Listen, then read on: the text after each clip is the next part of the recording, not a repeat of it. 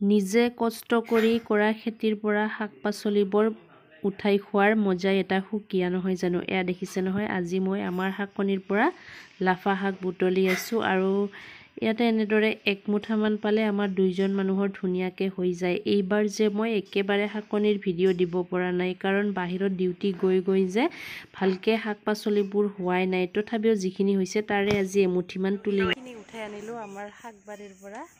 এনেকৈ এক মুঠা আনিলে দুইজন মানুহৰ হৈ যায়, আৰু যদি বেছিকৈ থাকে নহয় চব্জি, মই তেতিয়াহ'লে আইডিয়াই নাপাওঁ মানে কিমান চিঙো।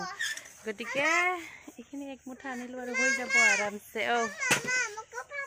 দে আৰু ইফালে পাপাক দেখুৱাব লাগে বোলে। পাপালে আমাৰ পাপা খেলি আছে, চানা ক'ত খেলি আছে, দুষ্ট কৰি আছে মানে ইফালে পুৰা না, দুষ্ট কৰি আছা। দেখা নাই মোৰ পাণৰ গাছ শেষ আৰু এই ইয়াতে দুষ্ট কৰি আছে আমাৰ পাপা। চাইফালে হাঁহি দে, জিভা নোলাই, হাই কৈ দে, য়েছ বাই বাই। এইফালে পাপাক দেখুৱাব লাগে, দেখুৱালোঁ, আৰু এইফালে হেলৰ পুৰা ব্যস্ত হৈ আছে।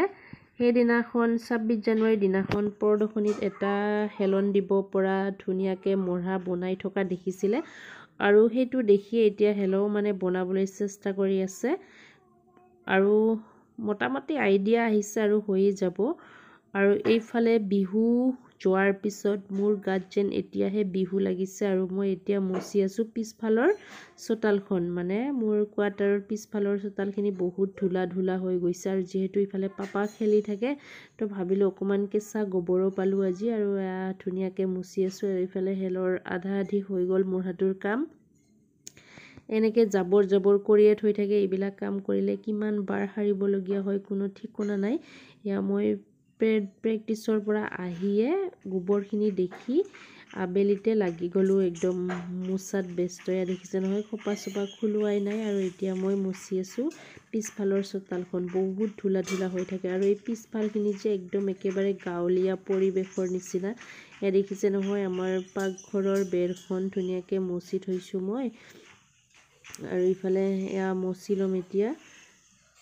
আৰু সেই টিনপাতত বগৰীৰ চালনী এখন, তাতে সৰিয়হ কেইটামান ধুই শুকাই দিছোঁ। এনেকৈ একদম এটা গাঁৱলীয়া পৰিৱেশ যেন ভাল লাগে মোৰ এনেকুৱা পৰিৱেশবিলাক।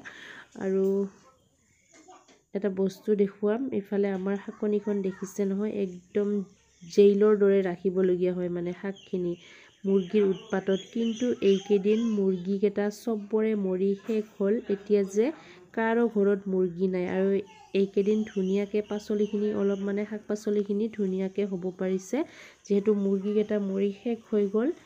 তো আমাৰো এটাও নাই, ভালেকেইটা আছিল, একেবাৰে এটাও নাই আৰু এতিয়া মুৰ্গী। তো ইমানেই আছিল আজিৰ ভিডিঅ'টো। বাই বাই, চাই কেনেকুৱা বোলে জনাব, বাই।